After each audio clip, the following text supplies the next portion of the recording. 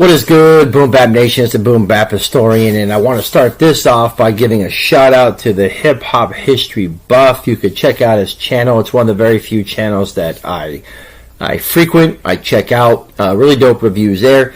And he recently did a review for the new project from Eddie Valero, Gangsta Blues, released on May 23rd, 2025. Eddie Valero is out of Memphis, and when he did this review, he mentioned that fans of some of the boom bap might find this project enjoyable. I don't think that's quite the wordage that he gave, but that's kind of what I drew from it. And I figured, for the generally speaking, I think he reviews a lot of underground shit too. It's similar to me, some of the mainstream stuff as well, but. I respect the reviews, and so after hearing that, I was like, I definitely want to give this album a chance and see if this is something that I could roll with. And needless to say, I was very surprised, man. I found this project very, very enjoyable, man. It definitely wasn't what I was expecting when I think of, I had to think of Tennessee. I was like, I don't know, nothing against Tennessee, but it definitely had some soulful elements, some kind of boom bap-ish. It's very a very, very well put together project.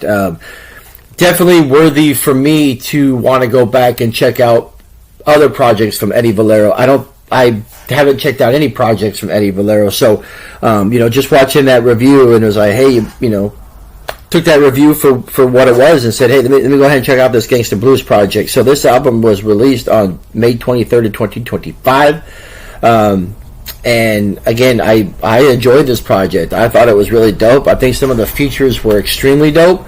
So let me just go ahead and get right into the track listing. You got 60 Days, Storytime 2, Every Member, New Edition, Bills to Pay, the super dope For the Hood featuring the icon, the legend, 8 Ball, Participation Trophies featuring Starletto, Shoddy Low, Cool With Me, Zombies, and the final track is Superstar. So, overall, man, I think he hit it on the head. I enjoyed the production. It's not what I was anticipating. I think for MCing, I think he's just as formidable. I think he's dope on the mic. I think this was a solid project. I think it has some replay value. It may not be one that I go back to a ton because I think most of my efforts are spent listening to new releases and the newer music, and then kind of going back on the albums that I really enjoyed. Generally the 4.5 mics and above is kind of where I generally stay. But I thought this was a solid project. Definitely one that I'm going to consider purchasing. I did stream it on Apple Music. Gangsta Blues, Eddie Valero. I will rate this one 3 mics, and I definitely think for the hip hop fans out there, I don't think you'll be disappointed if you hear this project. I think just like hip hop history buff said, I think you'll find this project enjoyable, and I did. I think it's a dope project. So definitely recommend checking out Eddie Valero, Gangsta Blues, 3 mics. As always, like, subscribe, stay tuned. If you did in fact hear this project, let me know what you think.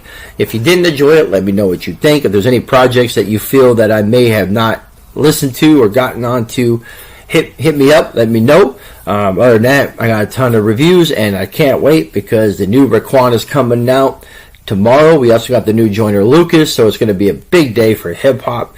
So as always, like, subscribe, and stay tuned, all right?